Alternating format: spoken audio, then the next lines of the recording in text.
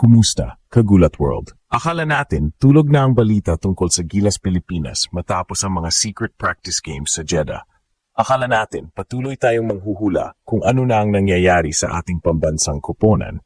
Pero teka muna, isang bulong, isang lihim na impormasyon ang biglang lumabas. May livestream pala ang laban ng Gilas kontra Jordan ngayong madaling araw.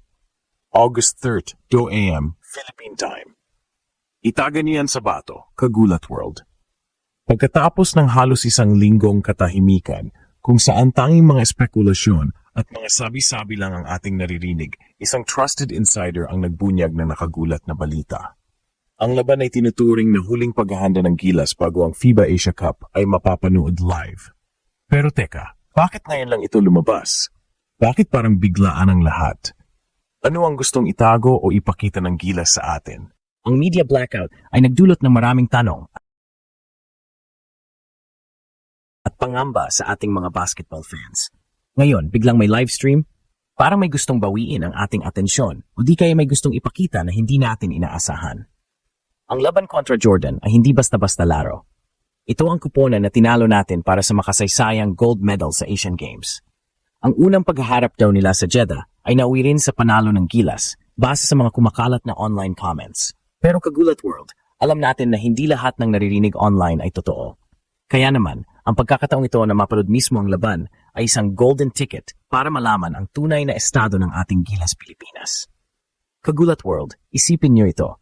Bakit kaya biglang nagkaroon ng desisyon na ipalabas ang laban na ito? Posible kayang may gustong patunayan si Coach Tim Cone at ang buong Gilas Pilipinas. Matapos ang ilang araw na walang opisyal na balita, maaring ito ang kanilang paraan para ipakita sa ating mga fans na handa na sila sa FIBA Asia Cup. O di kaya naman, may mga bagong development sa team na gusto nilang ibahagi sa atin kahit sa huling minuto na lang. Ang desisyon na magkaroon ng livestream ay maaring indikasyon din ng kumpiyansa ng Gilas sa kanilang kahandaan. Kung nanalo sila sa unang tune-up game kontra Jordan, maaring gusto nilang ipakita sa buong Pilipinas na kaya nilang dominahin ang kanilang dating karibal. Ito rin ang magiging pagkakataon para makita natin kung epektibo ba ang mga pagbagong ginawa ni Coach Cone sa sistema ng team. Ngunit huwag din nating isantabi ang posibilidad na may iba pang motibo sa likod ng biglaang livestream na ito. Maaring may mga bagong players na gustong ipakilala sa publiko o di kaya'y may mga adjustments sa lineup na gustong nilang subukan bago ang aktual na torneo. Ano man ang dahilan, ang mahalaga ay makikita na natin ang ating Gilas sa aksyon. Ang Jordan, kahit wala si Rondae Hollis Jefferson, ay mananatiling isang matinding hamon para sa Gilas. Ang kanilang physical na laro at mga shooters ay susubukan ng depensa ng ating koponan. Ito ang perpektong pagkakataon para makita natin kung handa na ba talaga ang Twin Towers ni June Mar Fajardo at AJ Edu na harapin ang mga bigating sentro ng ibang bansa. Ang laban na ito ang magdidikta kung gaano katatag ang ating frontline sa FIBA Asia Cup. Kaya naman, Kagulat World, huwag kayong bibitiw. Kahit na sa madaling araw ito mapapanood, ito ang ating pagkakataon na masilayan ang ating Gilas bago sila humarap sa mas malalaking laban. It's showtime para sa ating mga pambato. Kagulat World, alam kong sabik na kayo malaman kung saan natin mapapanood ang laban. Ayon sa ating insider, ang live stream ay inaasahang mapapanood sa isang private link o closed network. Maaring ito ay sa isang eksklusibong Facebook page o YouTube channel na ibabahagi lamang sa mga piling individual o grupo. Kaya naman, ang payo ko sa inyo, Kagulat World, ay bantayan nyo ang mga social media accounts ng Gilas Pilipinas, ng SPP, at ng mga mapagkakatiwalaang sports journalists. Malamang na sa mga oras bago ang laban ay maglalabasan ang mga link na ito. Ano naman ang dapat nating abangan sa laban mismo? Una, ang performance ni June Mar Fajardo.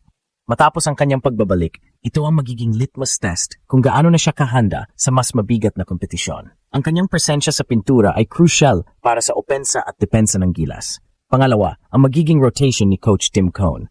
Sino ang mga players na bibigyan niya ng mas maraming minuto? Paano niya gagamitin ang mga guards tulad ni Scottie Thompson, CJ Perez at RJ Abarrientos? At sino ang mga forwards na sasandalan niya sa mga crucial na sitwasyon? Ang laban na ito ay magbibigay sa atin ng ideya kung sino ang magiging core players ng Gilas sa FIBA Asia Cup. Pangatlo, ang depensa ng Gilas laban sa Jordan. Kilala ang Jordan sa kanilang mga shooters at mga players na kayang tumagos sa basket. Kailangan nating makita kung gaano kahigpit ang ipapakitang depensa ng ating koponan. Ito ang magiging sukatan kung handa na ba silang pigilan ang mga opensiba ng iba pang malalakas na team sa Asia.